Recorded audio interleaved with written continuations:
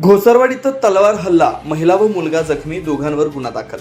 घोसरवाड तालुका शिरोळ इथं शेजाऱ्यांमधील वादातून तलवारीनं हल्ला झाल्याची घटना घडली आहे. या घटनेत महिला व तिचा मुलगा जखमी झालाय. दोघा संशयित आरोपीविरुद्ध कुरुंदवाड पोलीस ठाण्यात गुन्हा दाखल करण्यात आलाय. पोलिसांकडून मिळालेल्या माहितीनुसार फिर्यादी सविता दयानंद मिसाळ व 41 राहणार मराठी शाळेजवळ घोसरवाड या 23 एप्रिल रोजी सुमारे 12 वाजण्याच्या सुमारास आपल्या घरासमोर उभ्या असताना संशयित आरोपी ज्ञानेश्वर अण्णाप्पा कांबळे हा त्यांच्या जवळ येऊन बचत गटाच्या कागदपत्रांची मागणी करू लागला. फिर्यादी यांनी ही कागदपत्रे संध्याकाळी देण्याचं सांगितल्यानं त्यांनी शिवीगाळ केल्याचं फिर्यादीत म्हटलंय. यावेळी फिर्यादींचा मुलगा जयवर्धन दयानंद मिसाळ हा जाब विचारण्यासाठी गेला असता संशयित आरोपी दत्ता अण्णाप्पा कांबळे यानं घरातून तलवार आणून जयवर्धन याच्यावर हल्ला करण्याचा प्रयत्न केला. त्यावेळी फिर्यादी यांनी पडताच त्याच्या डोक्यावर तलवारीनं वार करण्यात आला. तसेच जयवर्धन यांच्या डाव्या खांद्यावरही वार करण्यात आल्यानं दोघे जखमी झालेत.